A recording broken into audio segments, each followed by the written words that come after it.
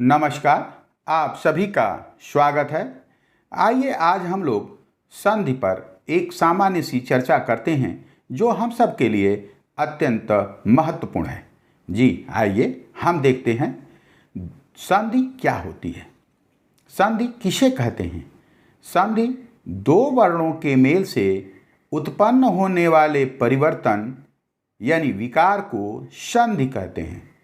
संधि में दो शब्द या पद एक दूसरे से जोड़कर या जुड़कर नए शब्द का निर्माण करते हैं।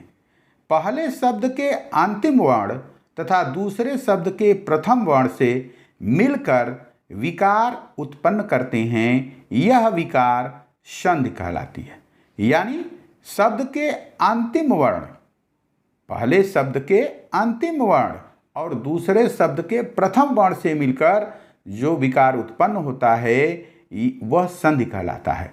संधि को समझकर वर्णों को पृथक करना कि जिससे वह मूल रूप में आ जाएं, संधि विच्छेद कहलाता है। संधि विच्छेद कहलाता है यानी उनको अलग अलग करें कि उनका एक अर्थपूर्ण स्वरूप हो, वह संधि विच्छेद कहलाता है। फिर से हम लोग देख लेते हैं संधि की परिभाषा। संधि दो वर्णों के मेल से उत्पन्न होने वाले परिवर्तन या विकार को संधि कहते हैं। संधि में दो शब्द या पद एक दूसरे से जोड़कर या जुड़कर नए शब्द का निर्माण करते हैं। पहले शब्द के अंतिम वर्ण और दूसरे शब्द के प्रथम वर्ण से मिलकर जो विकार उत्पन्न होता है वह संधि कहलाता है। संधि को समझकर, देखिए, संधि को समझकर वर्णों को पृथक करना कि जिससे वह मूल रूप में आ जाएं, संधि विच्छेद कहलाता है। जी हाँ, ये आगे हम लोग देखते हैं।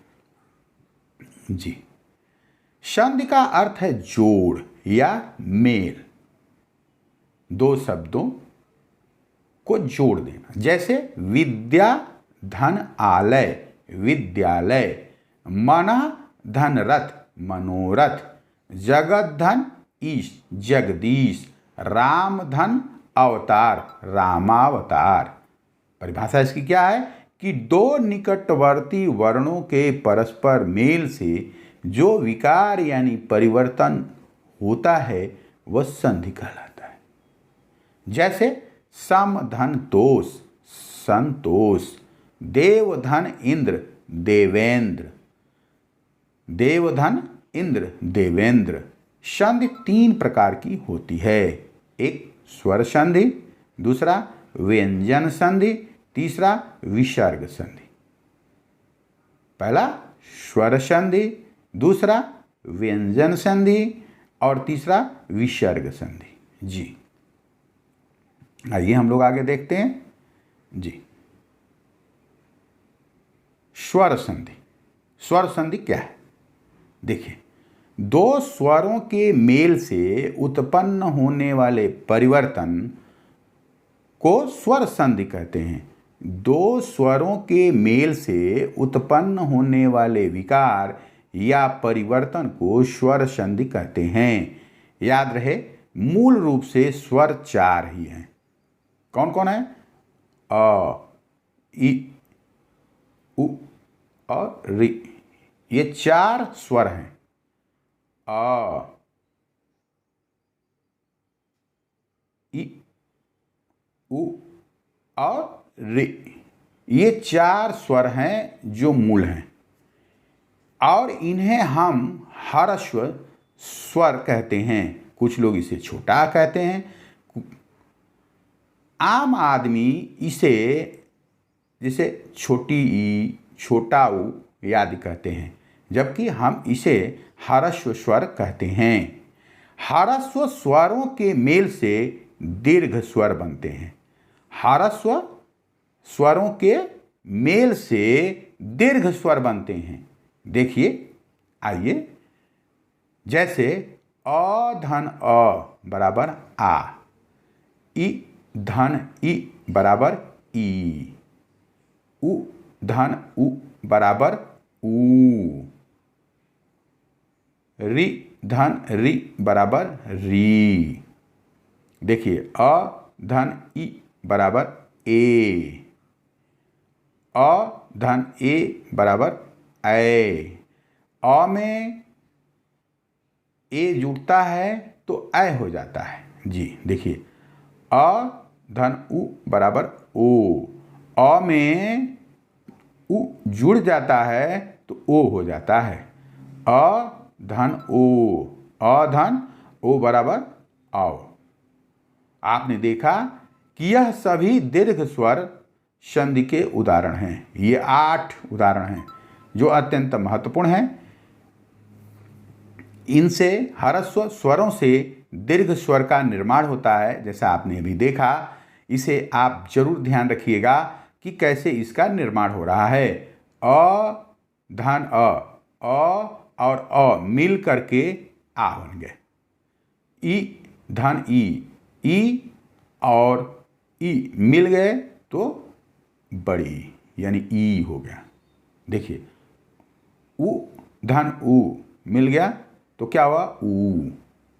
देखिए रि धन रि मिल गए तो क्या हुआ री। अ धन ई मिल गए तो क्या हुआ ए, अ धन ई मिल गए तो क्या हुआ ए। देखिए अ धन ए, ध्यान दीजिएगा, अ धन ए बराबर ऐ हो गया।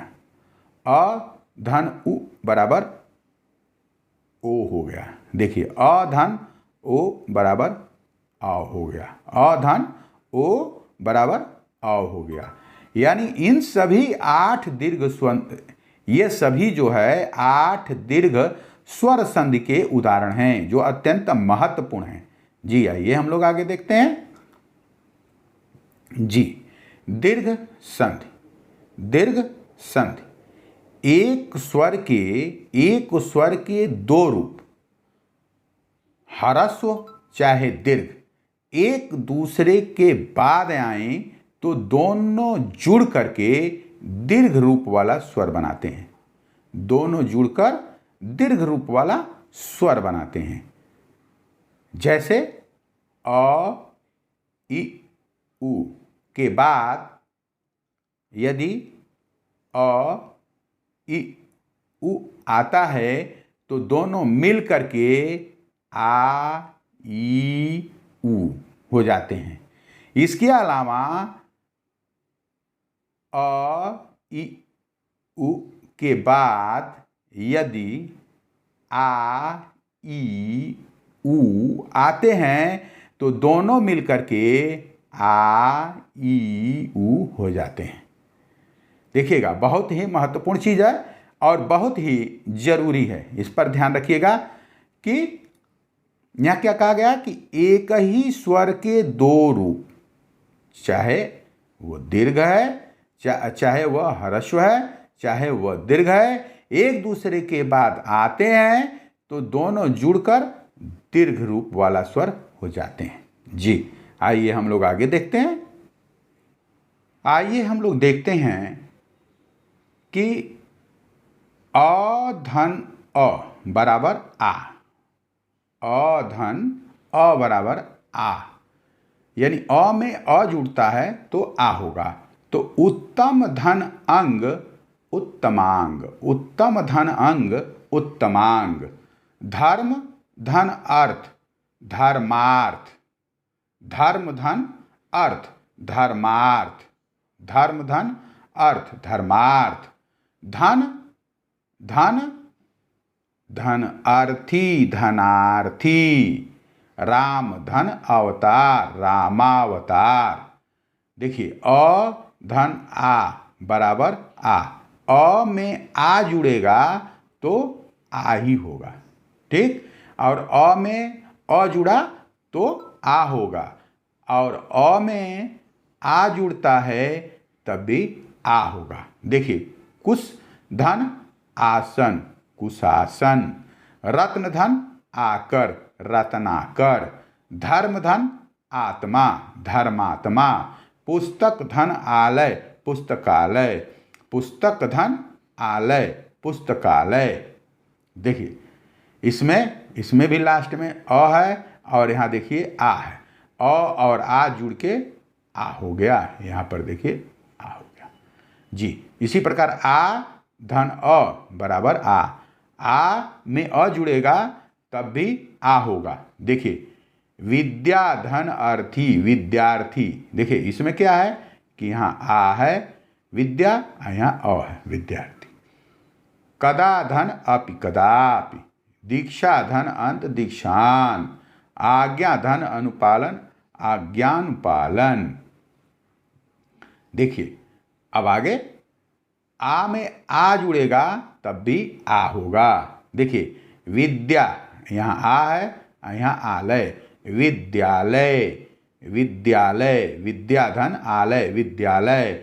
महाधन आत्मा महात्मा, देखिए महाधन आत्मा, यहाँ देखिए आ है यहाँ भी आ है तो जुड़ा तब भी आ हुआ।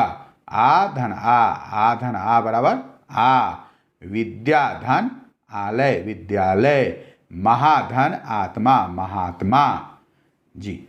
आगे देखिए ई धन ई बराबर ई धन ई बराबर ई। देखिए रवि छोटी है और यहाँ भी छोटी है, माने ह्रस्व है ई और यहाँ भी है, दोनों मिलके यहाँ क्या हो बड़ी यानी दीर्घ हो गया जी। देखिए रवि धन इंद्र रविंद्र, मुनि धन इंद्र मुनेन्द्र। आइए आगे देखते हैं हम लोग जी।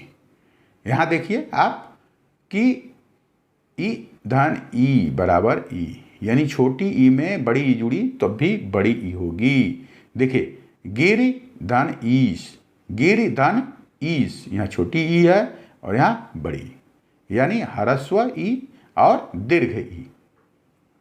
गिरि धन ईश गिरीश, मुनि धन ईश मुनीश, कपि धन ईश कपीश, परिधन ईक्षा परीक्षा।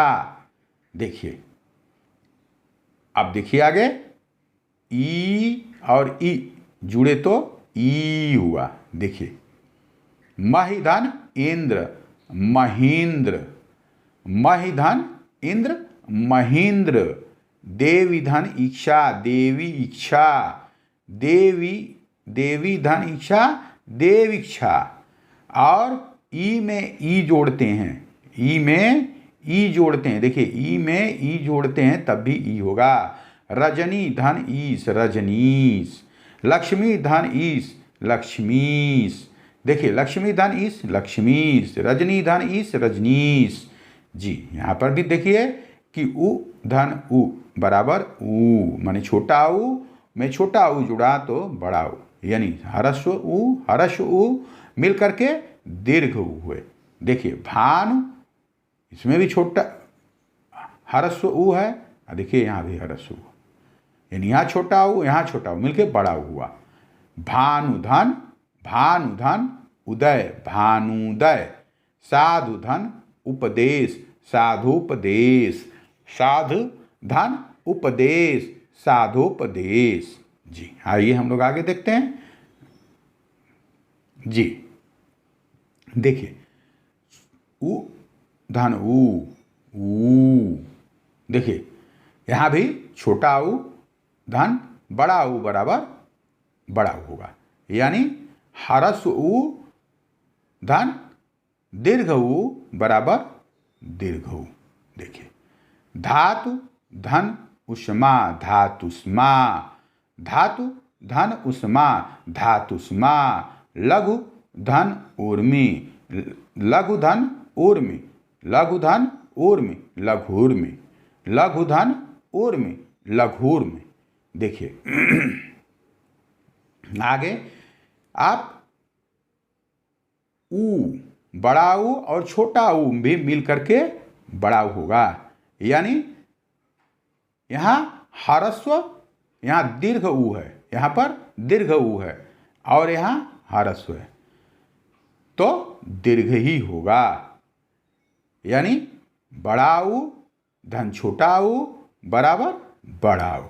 देखिए, स्वयंभू धन उदय, स्वयंभूदय, स्वयंभू धन उदय, स्वयंभूदय, बधु धन उत्सव, बधुत्सव, बधु धन उत्सव, बधुत्सव। अब आप देखिए यहाँ पर फिर एक बार, बढ़ाऊ धन बढ़ाऊ बराबर बढ़ाऊ होगा। वधु धन ऊर्जा, वधुर्जा, वधु धन ऊर्जा, वधुर्जा। देखिए अब यहाँ रि धन री बराबर री, रि धन री बराबर री। उदाहरण देखिए यहाँ पर कि पितृ धन ऋण पितृण, पितृ धन ऋण पितृण, मातृधन तृण मातृण, मातृधन तृण मातृण। जी, आपने देखा एक उदाहरण था दीर्घ संधि का। जी, आप सभी को बहुत बहुत धन्यवाद। निश्चित रूप से आपके लिए उपयोगी रहा होगा। जी, इसी प्रकार हम लोग आगे भी चर्चा करेंगे अगले भाग में, क्योंकि यह भाग काफ़ी बड़ा हो रहा था, इसलिए मैंने केवल दीर्घ संधि के बारे में ही चर्चा की है। आगे चर्चा करेंगे जी अगली संधि के बारे में। जी, बहुत बहुत धन्यवाद। आप सभी को नमस्कार। जी, आपको प्रस्तुति अच्छी लगी हो तो निश्चित रूप से इस चैनल को सब्सक्राइब करिए और इसके बेल आइकन को दबाइए, जिससे कि आपको समय समय पर जानकारी मिलती रहे। निश्चित रूप से आप सभी को जानकारी अगले भाग में अन्य संधि के बारे में उपलब्ध कराएंगे। जी, बहुत बहुत धन्यवाद। नमस्कार।